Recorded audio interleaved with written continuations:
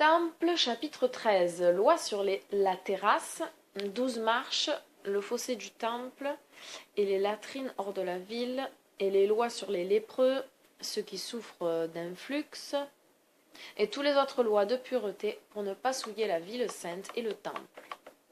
Vous ferez une terrasse tout autour, en dehors de la cour extérieure, 14 coudées de large, comme les entrées de toutes les portes.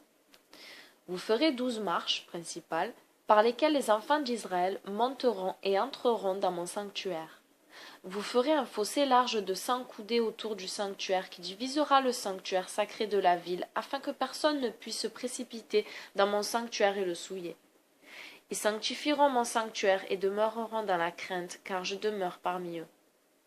Vous ferez pour eux des latrines en dehors de la ville où ils sortiront, au nord-ouest de la ville. Celles-ci seront des maisons avec un toit, avec des trous à l'intérieur où les ordures descendront. Elles seront suffisamment loin pour ne pas être visibles depuis la ville, à 3000 coudées. Voici donc les ancêtres des toilettes, mais qui ne devaient surtout pas être dans Jérusalem, et qui devaient être construites à un endroit à l'écart des lieux d'habitation. Mesure d'hygiène essentielle que si elle avait été suivie des faits par les nations et toujours aujourd'hui dans certains pays sous-développés, aurait évité toutes les épidémies que l'on connaît qui ont décimé et qui déciment toujours des populations entières. Il s'agit probablement d'un endroit de dépôt comme le sont les usines d'épuration à l'extérieur des villes modernes. En effet, dans le livre thoraïque du temple, on voit bien qu'un système d'évacuation existe dans le temple et on sait aussi avec les découvertes archéologiques que des WC avec des systèmes d'évacuation des eaux usées existaient dans des villes israélites et cananéennes. Donc ces endroits recouverts d'un toit à 3000 coudées de la ville seraient le lieu d'entreposage des déchets.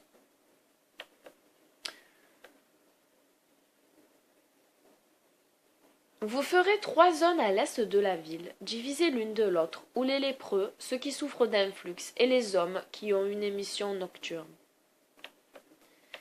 Ici, ce commandement est relatif au commandement d'un Nombre, chapitre 5, versets 2 et 3. Ordonne aux fils d'Israël de chasser du camp tous lépreux, toute personne atteinte de la gonorrhée, toute personne souillée à cause d'un mort. Hommes ou femmes, qui les chassent du camp, qui ne les laissent pas souiller le camp où j'habite avec eux. On reprend le verset 9 de Temple. Leurs villes seront pures pour toujours. La ville que je sanctifierai, où mon nom et mon sanctuaire demeureront en elle, sera sainte et pure de toute impureté avec laquelle ils peuvent devenir impurs.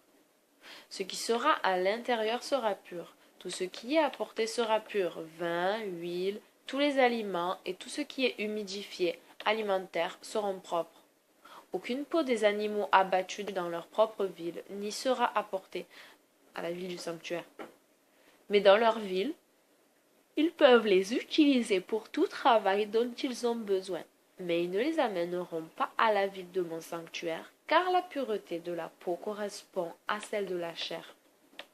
Vous ne profanerez pas la ville où je fais demeurer mon nom et mon sanctuaire, car c'est dans les peaux des animaux abattus dans le sanctuaire qu'ils apporteront leur vin et leur huile et toute leur nourriture à la ville de mon sanctuaire. Ils ne pollueront pas mon sanctuaire avec les peaux d'animaux abattus dans leur pays qui sont entachés, impropres pour le temple. Une aparté. Autre point intéressant ici qui ne se trouve pas dans les autres livres de la Torah, c'est que les peaux d'animaux sont liées à la chair. Et si l'animal était taché ou avait un défaut, il ne pouvait être offert à Elohim au temple, comme le confirment aussi les autres livres de la Torah. Nous savons que les peaux sont utilisées aussi comme gourdes, sacs et autres pour apporter des offrandes à Elohim. Donc on voit que les peaux devaient être pures, c'est-à-dire issues d'animaux consommables sans défaut et sans tache. On reprend le verset 17. Vous ne pouvez rendre aucune ville parmi vos villes aussi pure que ma ville, car la pureté de la peau de l'animal correspond à la pureté de sa chair. Si vous égorgez dans mon sanctuaire, il sera pur pour mon sanctuaire. Mais si vous égorgez dans vos villes, il sera pur seulement pour vos villes. Tout ce qui est pur pour le sanctuaire sera porté dans des pots convenables pour le sanctuaire. Et vous ne profanerez pas mon sanctuaire et ma ville où je demeure avec des pots contaminés. Temple chapitre 14. Loi citée dans le Lévitique. Vous ne pourrez pas manger le cormoran, la cigogne, toutes sortes de hérons, la huppe et la chauve-souris. Vous pouvez manger les insectes volants suivants. Chaque espèce de grande sauterelle, chaque espèce de sauterelle à longue tête, chaque espèce de sauterelle verte et chaque espèce de sauterelle du désert. Voici parmi les insectes volants ce que vous pouvez manger. Ceux qui marchent sur 4 pieds et qui ont des jambes articulées au-dessus de leurs pieds pour sauter avec eux sur le sol, et des ailes pour voler avec. Vous ne mangerez pas la carcasse d'un oiseau ou d'une bête, mais pourrez la vendre à un étranger. Vous ne mangerez aucune chose abominable, car vous êtes un peuple saint pour Yahweh. Peut-être que je le dis mal, mais j'ai plus envie de dire Père Céleste, parce que sinon, ça serait vraiment vouloir plaire plus à mon mari qu'à mon Créateur. Et mon Créateur dit de prononcer son nom, et je ne suis pas une juive qui est dans ce truc de peur qui était un gros mensonge depuis toujours. Donc, je peut-être le dis mal, mais je le dis. Et voilà. Car vous êtes un peuple saint pour Yahweh, votre Elohim. Vous êtes les fils de Yahweh, votre Elohim. Vous ne ferez pas d'entaille, ni ne raserez vos toupets en deuil pour les morts, ni ne vous tatouerez vous-même, car vous êtes un peuple saint pour Yahweh, votre Elohim. Vous ne profanerez pas votre terre. Chapitre 15 de Temple, chapitre 15. Loi sur le cimetière, manquante dans les autres livres de la Torah. Loi sur des zones hors des villes réservées pour les lépreux, femmes menstruées. Vous ne ferez pas comme les nations font. Ils enterrent leurs morts partout. Ils les enterrent même dans leurs maisons. Mais plutôt, vous prélèverez des zones dans le milieu du pays où vous enterrerez vos morts. Entre 4 villes, vous désignerez une zone pour l'enterrement. Une aparté. Force est de constater que cette loi a été gardée par les sociétés occidentales aujourd'hui, qui enterrent leurs morts hors des villes, dans un lieu commun, et qui souvent interdisent dans leur législation respective d'enterrer une personne dans son jardin. Nous savons que les nations occidentales ont des origines israélites. Ils ont ici gardé cette ancienne loi sans vraiment savoir d'où elle leur vient. On continue. Verset 4. Dans chaque ville, vous réserverez des zones pour ceux qui sont atteints de la lèpre, avec la peste et la gale, qui n'entreront pas dans vos villes et les profaneraient, et aussi pour ceux qui souffrent d'un flux, et pour les femmes menstruées et les femmes après l'accouchement, de sorte qu'ils ne puissent pas provoquer la souillure dans leur milieu par leur impureté impure. Ceci est de nouveau en lien direct avec ce commandement de la Torah dans Nombre chapitre 5 versets 2 et 3. Ordonne aux fils d'Israël de chasser du camp tous lépreux, toute personne atteinte de la gonorrhée, toute personne souillée à cause d'un mort, homme ou femme, qu'ils les chassent du camp, qu'ils ne les laissent pas souiller le camp où j'habite avec eux. Et une aparté explication. Bien penser que ces femmes qui étaient mises à l'écart n'étaient pas mises à l'écart dans des cavernes, mais dans d'autres habitations qui étaient leur lieu de vie secondaire, où elles se reposaient et se retrouvaient entre sœurs quand leur période menstruelle ou leur grossesse tombait en même temps. Pour ma part, étant donné que nos villes ni le monde de vie de ceux qui nous entourent ne sont conformes à ce qu'exige ici notre Elohim, je pense que le mieux, durant cette période, c'est que la femme évite de s'asseoir dans les lieux publics. Dans la Torah du Lévitique de notre Elohim, il est bien sûr formellement interdit pour le couple d'avoir des rapports sexuels durant cette période. Comprendre que cette loi est aussi étroitement liée à la sainteté de Jérusalem et du temple d'Elohim, qui ne doivent pas être souillés. Si une personne de l'entourage dans la maison touche la femme impure par simple contact, cette personne est impure jusqu'au soir, et donc elle ne pourrait pas se rendre à la ville de Jérusalem ni au temple pendant ce temps-là, mais elle redeviendrait pure sur le soir. Par contre, si une personne de l'entourage touche la couche ou le siège sur lequel la femme impure s'assoit, tissu qui est probablement taché de sang, alors cette personne est aussi impure jusqu'au soir, mais deviendrait pure qu'à condition qu'elle se lave et lave ses habits. Tant qu'elle ne s'est pas lavée et n'a pas lavé ses habits, elle n'est pas pure.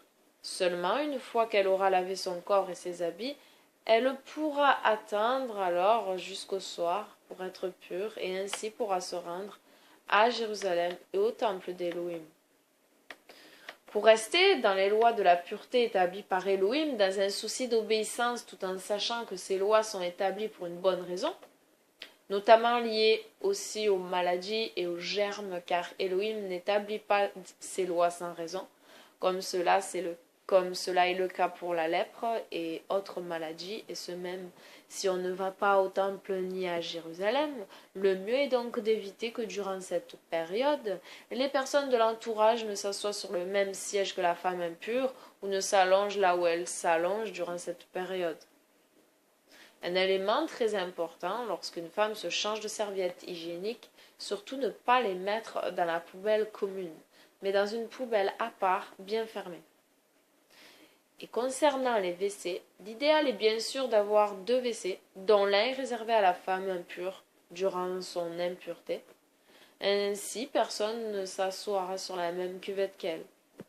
S'il n'y a qu'un seul WC, il faut alors faire pour le mieux dans ce qui n'est pas l'idéal. Une astuce est dans ce cas de rabattre la lunette afin que la femme impure ne s'assoie pas sur la lunette du WC durant ses menstruations et les autres membres de la famille puissent eux aussi s'asseoir sur la et que les autres membres de la famille puissent eux s'asseoir sur la lunette. Ainsi on évite tout contact avec le même objet du siège et bien sûr nettoyer la cuvette et les toilettes après passage. Lorsque la femme impure se douche, il faut qu'elle prenne soin de ne surtout pas laisser de sang dans la douche et de bien tout nettoyer avec l'eau et d'utiliser ses propres serviettes de bain pour s'essuyer. Et une fois la fin de son écoulement menstruel, la femme peut se purifier selon le rite thoraïque de purification prescrit. Pour cela, elle peut le faire dans sa baignoire remplie d'eau en se trempant le corps entier dans l'eau vive, sans savon ni shampoing. Une astuce pour que cela reste de l'eau vive, une fois la baignoire remplie, débouchez la baignoire tout en laissant couler au robinet. Si elle n'a pas de baignoire, elle peut juste se purifier avec une douche. Et on continue de lire, verset 5. Le lépreux souffrant de la lèpre chronique ou la gale qui a été prononcé impur par le sacrificateur, avec du bois de cèdre, l'hysope, et vos villes avec une plaie de lèpre, et ils seront impurs. Si un homme meurt dans vos villes, la maison dans laquelle le défunt est mort sera impure pendant 7 jours. Tout ce qui est dans la maison et celui qui entre dans la maison sera impur pendant 7 jours. Tout aliment sur lequel l'eau a été versée sera impur. Tout ce qui est imbibé sera impur. Des vases d'argile seront impurs, et tout ce qu'ils contiennent sera impur pour chaque homme propre. Les ustensiles seront impurs pour chaque Israélite, avec tout ce qui est humidifié en eux. Le jour où le corps sera retiré de là, ils nettoieront la maison de toute la pollution de l'huile, du vin et de l'humidité de l'eau. Ils frotteront ses sols, les murs et les portes de la maison, et laveront avec de l'eau les boutons, les poteaux, les seuils et les linteaux. Ces deux précisions concernant la loi de purification pour un mort ne sont pas mentionnées tout à fait de la même façon dans le livre thoraïque des nombres, mais sont complémentaires. Donc, Nombre, chapitre 19, verset 18. Ensuite, un homme pur prendra de l'hysope, il la trempera dans l'eau, et il en aspergera soit la maison, les meubles, les âmes qui s'y trouvent, soit l'homme qui aura touché les ossements humains, ou le champ du meurtre, ou le mort, ou le sépulcre. La suite, verset 14. Le jour où le corps sera retiré de là, ils purifieront la maison et tous ses ustensiles, moulins à bras et mortier, tous les ustensiles de bois, de fer et de bronze, et tous les ustensiles pouvant être purifiés. Vêtements, sacs et peaux seront lavés. Quant au peuple, celui qui a été dans la maison ou a pénétré dans la maison se lavera dans l'eau et lavera ses vêtements sur le premier jour. Le troisième jour, ils répandront sur eux de l'eau de purification, vache rousse, et se laveront, s'immergeront. Ils laveront leurs vêtements et tous les ustensiles de la maison. Le septième jour, ils répandront sur eux l'eau de purification de la vache rousse. Et répandront une deuxième fois. Ils se laveront, s'immergeront, laveront leurs vêtements et les ustensiles seront purs le soir de l'impureté contractée par les morts pour être aptes à toucher leurs choses pures. Comme pour un homme qui n'a pas été rendu impur en raison de... Ils ont été impurs. Il y a des blancs quand je dis rien. Plus maintenant. Jusqu'à ce qu'ils aient répandu sur eux l'eau de purification de la vache rousse. La seconde fois sur le septième jour, ils seront purs le soir au coucher du soleil. Celui qui touche l'os d'une personne morte dans les champs, ou quelqu'un tué par l'épée, ou un mort, ou le sang d'une personne morte, ou un tombeau, il se purifiera selon la règle de cette loi. Mais il ne purifie pas selon le statut de cette loi. Mais s'il ne se purifie pas selon le statut de cette loi, il sera impur, et son impureté sera encore en lui. Celui qui le touchera lavera ses vêtements, se lavera, s'immergera, et il sera propre dans la soirée.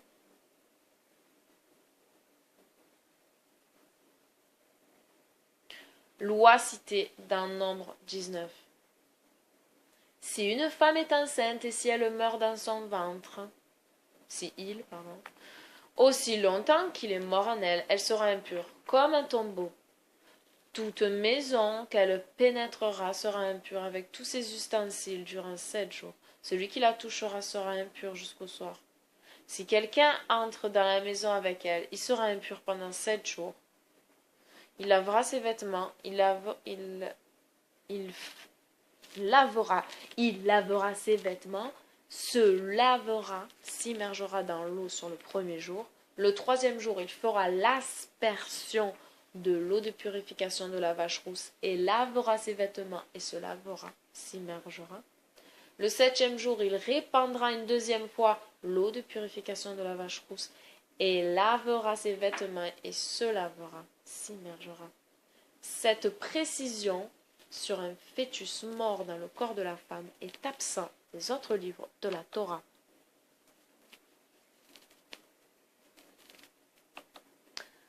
Verset 31. Au coucher du soleil, il sera pur, comme tous les ustensiles, les vêtements, les peaux et tous les matériaux à base de poils de chèvre. Vous les traiterez conformément au statut de cette loi. Tous les ustensiles en terre seront brisés car ils sont impurs et ne peuvent plus jamais être purifiés. Toutes les créatures qui pullulent sur le sol que vous considérez impures sont la belette, la souris, tous les genres de lézards, le gecko de mur, le gecko de sable, le grand lézard et le caméléon. Quiconque les touchera mort et tout ce qui vient d'eux sera impur pour vous.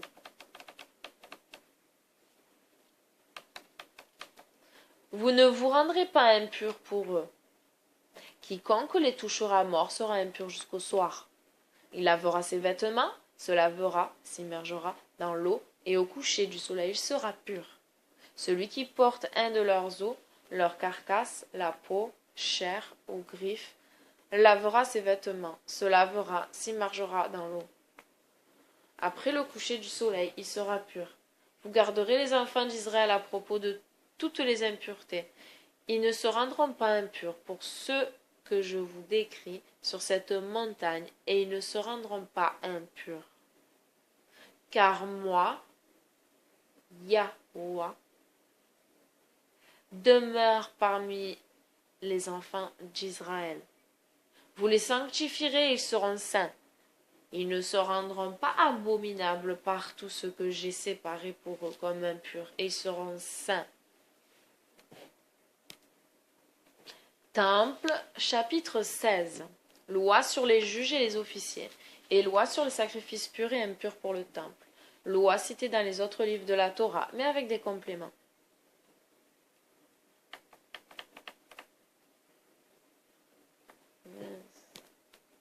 Vous établirez des juges et des officiers dans toutes vos villes, et ils jugeront le peuple, et n'accepteront pas des pots de vin, et ils ne tordront pas le jugement, car les présents tordent le jugement, renversent les œuvres de justice, aveuglent les yeux des sages, produisent une grande culpabilité, et profanent la maison par l'injustice du péché. La justice et la justice seule vous poursuivrez pour que vous puissiez vivre et venir hériter de la terre que je vous donne à hériter pour tous les jours. L'homme qui accepte des pots de vin et tord le juste jugement sera mis à mort. Vous n'aurez pas peur de l'exécuter. Vous ne ferez pas dans votre pays comme les nations font. Partout où ils sacrifient, ils plantent des arbres sacrés, érigent des piliers sacrés et mettent en place des pierres sculptées, se prosternent devant eux et construisent pour eux. Vous ne planterez aucun arbre comme un arbre sacré à côté de mon autel pour être fait par vous. Vous n'érigerez pas un pilier sacré, ce qui m'est odieux. Vous ne ferez nulle part dans votre pays une pierre sculptée pour vous prosterner devant elle. Vous ne sacrifierez pas des bovins ou des moutons avec un grave défaut, car ils sont abominables pour moi. Vous ne sacrifierez pas des bovins ou des moutons ou des chèvres qui sont enceintes, car ce serait une abomination pour moi. Ici, nous avons cette précision, qui n'est pas vraiment aussi précise dans les autres livres de la Torah, car il est juste cité ce verset ci-dessous. C'est le verset 9. Vous n'abattrez pas une vache ou une brebis et son petit le même jour, et vous ne tuerez pas une mère avec son petit. Ouais, c'est vrai que l'autre verset est plus explicite que celui-ci. On continue. Verset 10. De tous les premiers-nés de vos bovins ou d'ovins, vous sanctifierez pour moi les animaux mâles.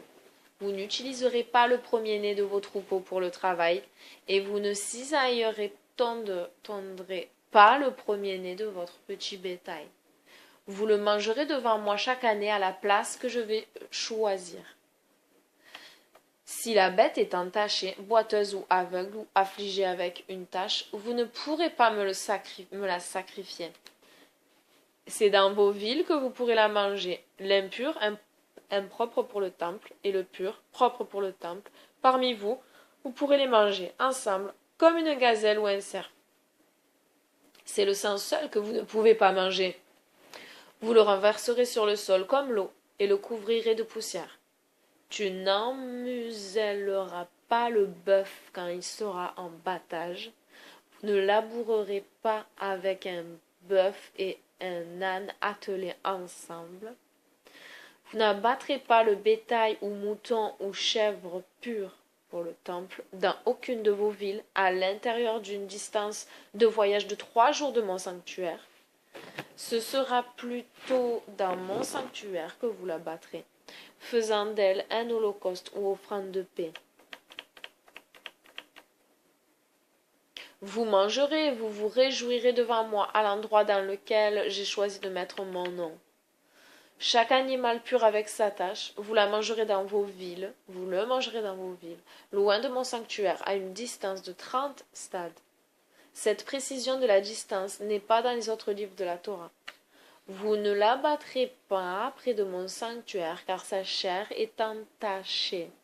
Vous ne mangerez pas dans ma ville, que je sanctifie en plaçant mon nom en elle, la chair des bovins, ovins ou de chèvre qui n'est pas entrée dans mon sanctuaire.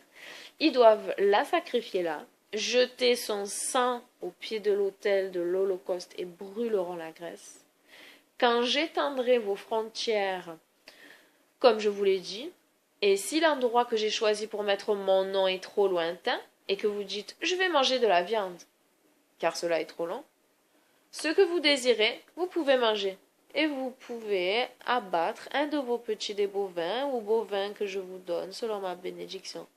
Vous pourrez manger dans vos portes le pur, propre pour le temple, et l'impur, impropre pour le temple, ensemble, comme la gazelle ou le cerf. Viande. Mais vous vous abstiendrez fermement de manger le sang. Vous le renverserez sur le sol comme l'eau et le couvrirez de poussière. Car le sang est la vie, et vous ne mangerez pas la vie avec la chair, de sorte que cela aille bien pour vous et vos fils après vous à perpétuité. Tu feras ce qui est correct et le bien devant moi, car je suis Yahweh, votre Elohim. Mais toutes vos offrandes de vœux et vos dons votifs, vous les offrirez quand vous serez arrivés à l'endroit où je fais demeurer mon nom, et vous les sacrifierez devant moi, comme vous les avez consacrés et avez juré avec votre bouche.